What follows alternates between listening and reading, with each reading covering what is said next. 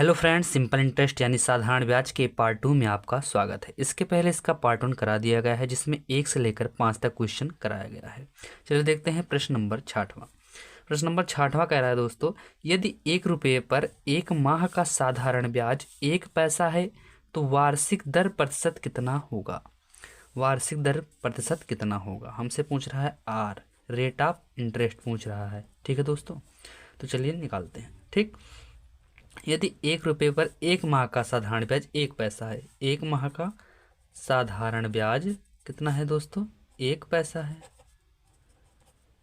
1 पैसा है, समझने का प्रयास कीजिए। ठीक, तो 1 वर्ष का कितना होगा। 1 वर्ष में कितने माह होते हैं, 12 माह। तो 12 माह में कितना हो जाएगा दोस्तों, 12 पैसा हो जाएगा। ठीक, 1 वर्ष का हो गया। कितने, 1 वर्ष का कितना हो गया, 1 वर्ष का साधारण ब्याज 12 पैसा। ये तो हमारा निकल कर आया आई बराबर 12। ठीक, समझने का प्रयास करिए। और हमारा मूलधन कितना दिया गया है, 1 रुपया। 1 रुपया बराबर होता है दोस्तों 100 पैसा। 1 रुपया बराबर होता है 100 पैसा, यानी कि मूलधन हमारा मिल गया। और समय हमारा हो जाएगा 1 वर्ष। कितना, 1 वर्ष। अब हमको निकालना है आर बराबर, सूत्र हमारा होता है आई गुणे 100 बटे में हो जाएगा पी गुणे टी। ठीक, यहाँ पर लिख देते हैं। तो आर बराबर आई कितना है, 12 हो जाएगा, गुणे में 100 और बटे में हो जाएगा पी हमारा 100 और समय हो जाएगा 1 वर्ष। अब देखिए 100 से 100 कैंसिल, आर बराबर हमारा निकल कर आता है 12%। यही हो जाएगा हमारा आंसर, यानी कि ऑप्शन नंबर सी हो जाएगा सही। उम्मीद करते हैं दोस्तों आप लोग को क्वेश्चन समझ में आया है। तो चलिए बढ़ते हैं अपने नेक्स्ट क्वेश्चन नंबर 7वें की ओर। प्रश्न नंबर 7वां देखिए दोस्तों, कह रहा है कि वह धनराशि क्या है जिस पर x वर्षों का x% वार्षिक दर पर साधारण ब्याज x रुपये हो। ठीक है, समझने का प्रयास कीजिए। वह धनराशि क्या है, वह धनराशि यानी कि मूलधन पूछ रहा है, तो मूलधन पूछ रहा है। ठीक, मूलधन पर क्वेश्चन मार्क लगा देते हैं। जिस पर x वर्ष का x% वार्षिक दर पर साधारण ब्याज x रुपया है। x वर्ष पर यानी कि x दिया गया है और रेट ऑफ इंटरेस्ट भी कितना दिया है, x% दिया गया है और ब्याज दिया गया है x रुपया। हमको निकालना है p। तो p बराबर सूत्र क्या होता है दोस्तों, ये p है। p बराबर सूत्र होता है आई गुणे 100 और बटे में हो जाता है r गुणे t। ठीक, i कितना दिया गया है, x गुणे में 100 और बटे में RT क्या हो जाएगा, R दिया है x गुणे में क्या हो जाएगा t भी x। ठीक, एक x से एक x कैंसिल, यानी कि हो जाएगा 100 बटे में x।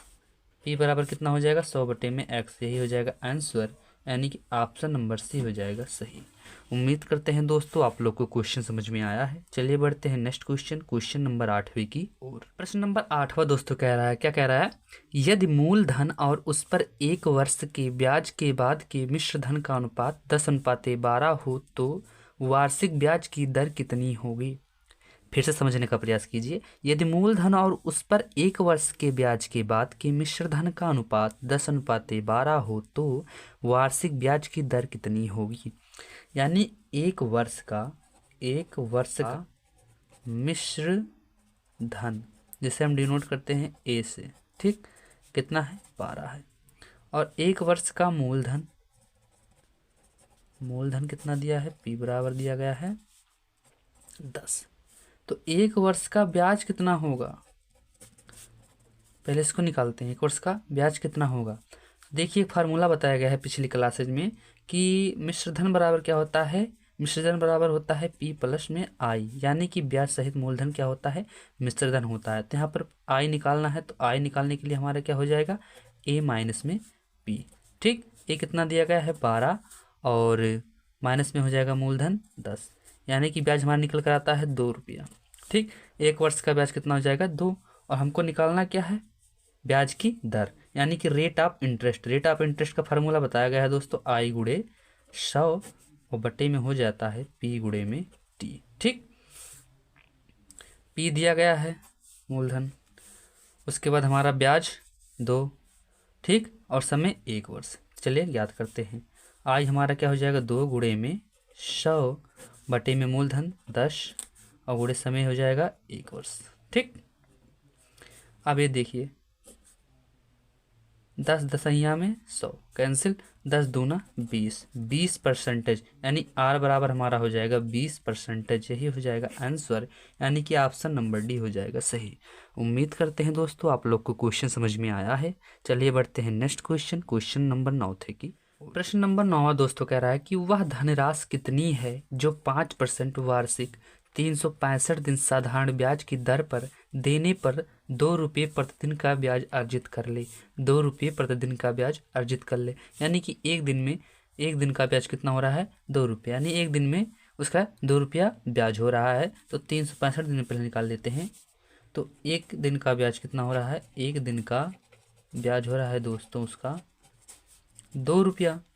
तो 365 दिन यानी कि 1 वर्ष का साधारण ब्याज, 1 वर्ष का ब्याज कितना हो जा रहा है 365 गुणे में 2, तो हमारा हो जा रहा है 730 रुपया। हमको निकालना है वह धनराशि कितनी, यानी कि मूलधन, यानी कि पी बराबर हमको निकालना है। तो इसका सूत्र होता है दोस्तों आई गुणे में 100 और बटे में होता है आर गुणे में टी। ठीक, अब देखिए हम यहाँ पर लिखते हैं आई कितना हो जाएगा 730 गुणे में हो जाएगा 100 और बटे में आर हो जाएगा 5% और गुणे में हो जाएगा 1।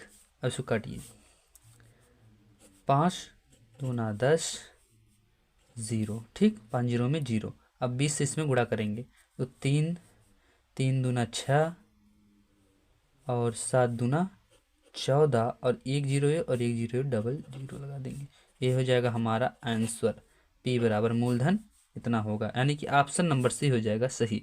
उम्मीद करते हैं दोस्तों आप लोग को क्वेश्चन समझ में आया है। तो चलिए बढ़ते अपने नेक्स्ट क्वेश्चन, क्वेश्चन नंबर 10वीं की ओर। प्रश्न नंबर 10वां दोस्तों कह रहा है कि यदि किसी राशि पर ब्याज 22 रुपये हैं और उस राशि पर उसी समय और उसी दर पर छूट 20 रुपये हो तो राशि ज्ञात कीजिए। मूलधन पूछ रहा है दोस्तों, फिर से समझते हैं। यदि किसी राशि पर ब्याज 22 रुपये हैं और उस राशि पर उसी समय और उसी दर पर छूट 20 रुपये हैं तो राशि ज्ञात कीजिए। इसके लिए दोस्तों एक फार्मूला बता दे रहा हूँ, पी बराबर यही सूत्र लगा देना। ठीक है, पी बराबर लगा देना एक्स वाई बटे में एक्स माइनस वाई। एक्स मान लेना इसको, वाई मान लेना इसको। ठीक, ये एक्स ये वाई फार्मूले पर रख देना है।